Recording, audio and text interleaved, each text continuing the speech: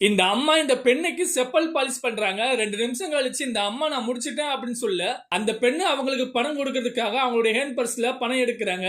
அப்ப எதிர்பாராம அவங்க வச்சிருந்த பணம் கீழே விழுந்துருச்சு. அத 2 பேரும் கவனிக்கவே இல்ல.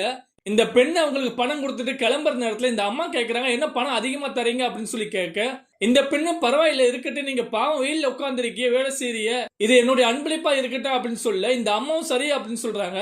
அடுத்து இந்த பெண் அந்த இடத்த விட்டு கிளம்பிட்டாங்க. அப்புறம் இந்த பெண் நடந்து போகும்போது அவங்களுடைய பாய் ஃப்ரெண்டு கிட்ட போன் பேசிட்டே போறாங்க.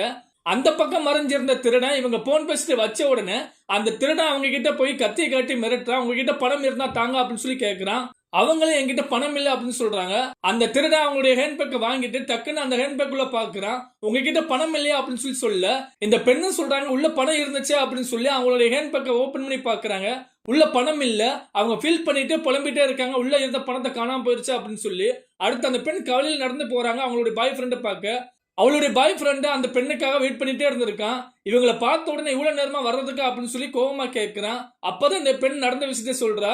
அப்ப அந்த பாய் ஃப்ரெண்ட் சொல்றான், உன்னுடைய பணத்தை நீ பத்திரமா வச்சுக்க தெரியாதா அப்படின்னு சொல்லி கோவமா பேச அந்த பெண் கோவமா திட்டுறா, நீ என்ன மெண்டலா, நான் என்ன சொல்றேன் உனக்கு புரியலையா அப்படின்னு சொல்லி சொல்ல அந்த நேரத்துல அந்த அம்மா ஓடி வந்து அந்த பணத்தை கொடுக்குறாங்க. இந்த பெண் கேட்கிறா, இந்த பணம் எனக்கு எதுக்கு அப்படின்னு சொல்லி கேட்க அப்பதான் அந்த அம்மா நடந்த விஷயத்த சொல்றாங்க.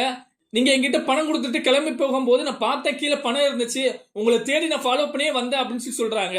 இவங்க அந்த பணத்தை வாங்கிட்டு இந்த அம்மாக்கு ரொம்ப நன்றி அப்படின்னு சொல்றாங்க. இவங்களும் பரவாயில்லை அப்படின்னு சொல்லிட்டு கிளம்புறாங்க. இந்த ஒரு மகள் வந்து, அப்பா உங்களுடைய ரிக்ஷா வீட்டுக்கு முன்னாடி நிப்பாட்டாதீங்க, எனக்கு அசிங்கமா இருக்கு, எல்லோரும் ரிக்ஷா மகளா அப்படின்னு கேக்குறாங்க, என்னுடைய இமேஜ் போகுதா அப்படின்னு சொல்ல இந்த அப்பா இது என்னுடைய ரிக்ஷா அப்படின்னு சொல்லி சொல்றாரு. இந்த மகள் சொல்றா, இதெல்லாம் பெருசா எடுத்துக்கிறாதீங்க, இந்த ரிக்ஷா ஓரம் கட்டிடுங்க அப்படின்னு சொல்லிட்டு அந்த இடத்த விட்டு கிளம்பிட்டா. அவ அப்பா ஃபீல் பண்ணிட்டு அந்த ரிக்ஷால ஏறி உட்கார்றாரு. அடுத்த நாள் அதே மாதிரி அவ அப்பா காலேஜ் முன்னாடி வந்து நிக்கிறாரு. இவ அவ அப்பாவை பார்த்துட்டு கண்டபடி திட்டுறா.